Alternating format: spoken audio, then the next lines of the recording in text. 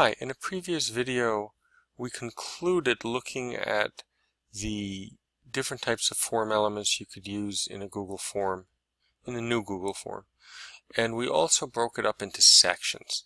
So one thing I'd like to show you is if you don't want your sections anymore, I'm now in section 2, you can simply come down here and say merge with above. And that's the way it's going to preserve all your questions for you and still get rid of those section breaks if you don't want them.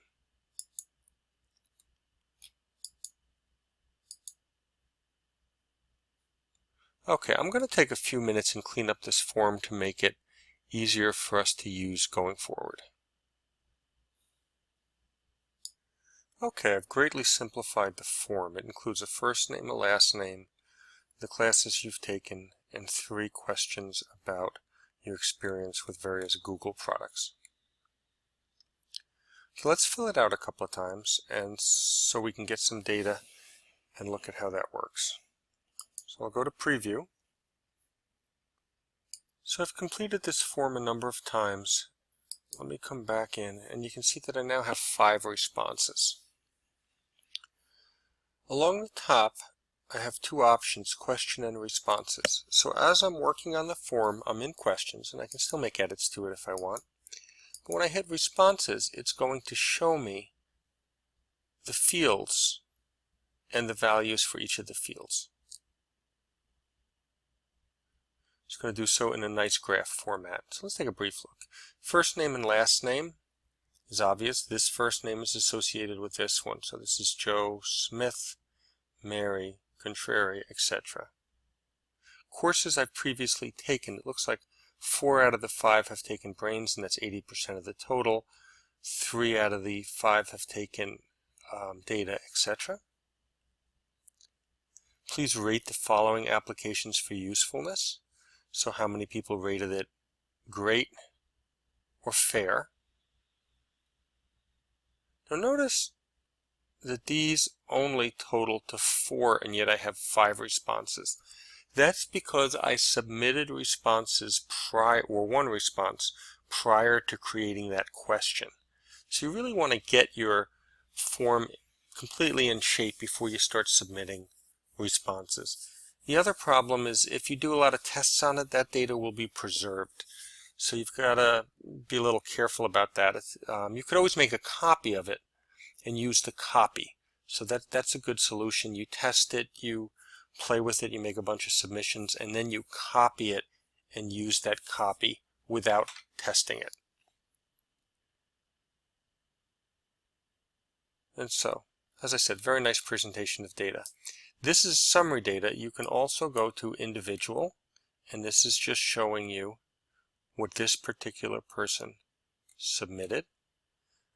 Let's see, so this is the one where I just put some nonsense in there and I had this question, he filled it out, and these questions are blank, and that's because these questions didn't exist at the time this individual took it. If I go to number 2, Joe Smith, you can see that all his information is preserved, and you can page through this if you wish. You can print it, or you can delete this particular response. Okay, so let me actually come back to number 1 because this one's not very useful to me, and I'm just going to delete that response. Are you sure you want to delete it? It cannot be undone. Yes, I am. Now I've only got 4 responses, but the data is a little more useful, a little more accurate. For those of you used to working with Google Forms, if I come back to my drive, and this is my test form, you might notice that there's no corresponding Sheets file to accept the data. So I see my test form here, but previously I would have seen this green icon and this Sheets file that was actually accepting my data, and you're not going to see that automatically anymore. So in order to get that, you can either use the Create Spreadsheets button, or you can say select response destination, and those 2 things will bring you to the exact same window. This will give you some information about how to do it, but it's pretty simple. If you had set up a spreadsheet, you could select that spreadsheet. Now why would I want to do that? if I had additional programming in there, if I had taken a sheet and maybe made some custom graphs and tied those into sections of the sheet, well, I'd want to select that instead of recreating it. But right now, I'll just let it create a new spreadsheet for me. And they are linked. And now, if I click this button, it will bring me directly into the sheet. So I can see that my data is right there. Alternately, if I'd gone to my drive, I can see that it has now created a file with the same name as my form, except that the word responses is in parentheses, and that it is actually not a form but a Google Sheet. Okay, other options in here would be to download the responses in a CSV file, print all the responses, delete all the responses, or get email notifications for new responses. So this is a great option if you've got the type of form up that isn't time limited. So if I've given a survey and I've said you have a week to complete that and there's an end date on it, well, I'm just going to look in there occasionally, and I don't need to be pestered with emails.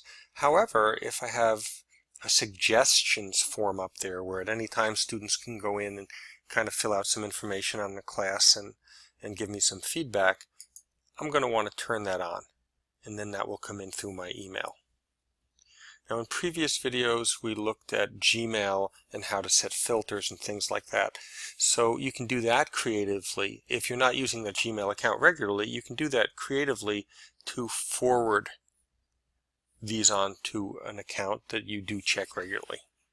Lastly, I'd like to review the options available to you in the menu bar across the top. So previously, we've looked at color palette. We know that we can change the color scheme of the form. There's an additional option in the lower right, and this allows us to select pictures or themes that are already loaded in. Or I can go to upload photos, where I could choose a picture from my desktop or my albums. So let's take the startled man again, just because he's available. And it's telling me I can only select images between 800 by 225. So this one is just too large. Let's see if that one works. Yes, the keyboards work.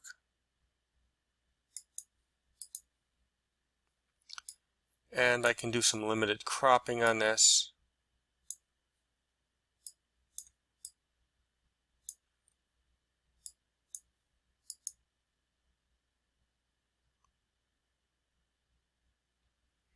And that appears across the top. We'll go back to something a little more peaceful. Okay, we've looked at the preview button before. This is where you get a live copy of your form to either test submit or to just view. Settings. These are very important. You can limit the responses to one per user. However, when you do this, the respondents will be required to sign into Google. This is most useful if you're working out of a Google Apps environment where students have Gmail accounts through the school. You require that they sign in to fill out the form, and then they're only allowed to submit it once. Otherwise, this is not terribly useful, because in my case, I have several private accounts. I could just sign in, independently to several accounts. Do you want to allow your respondents to edit after they submit? And do you want to allow them to see summary charts and responses? So some of those graphs that we were looking at when we saw responses, do we want to make those available to students after they submit, or parents? And sometimes yes, and sometimes no.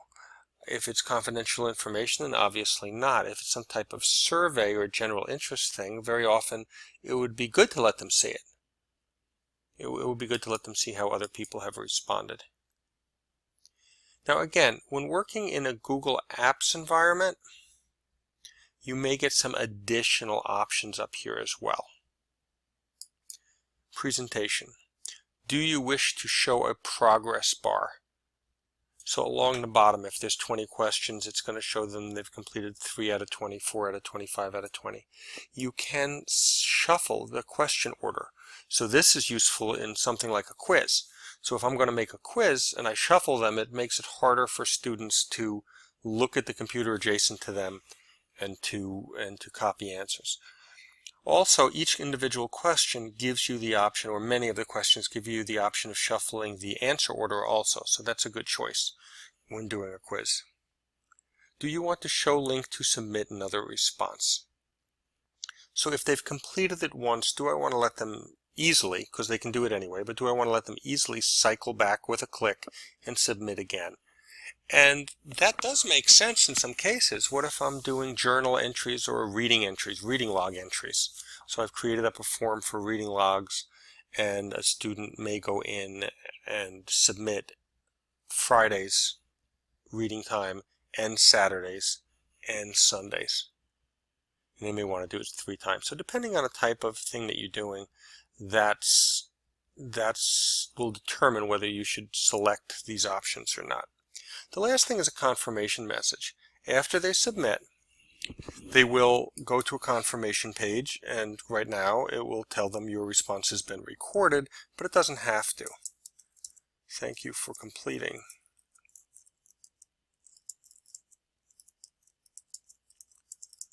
Okay.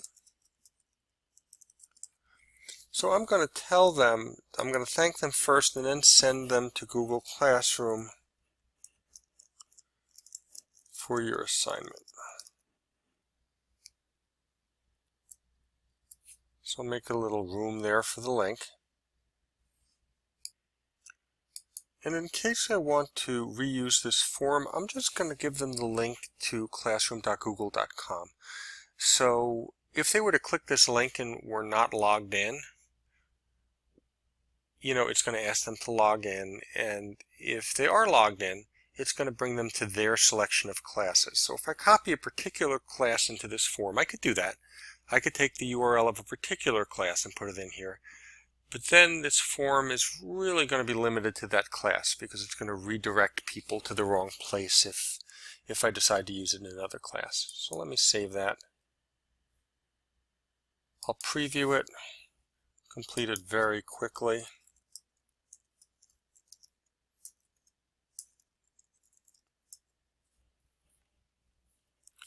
And she's taken quite a few classes.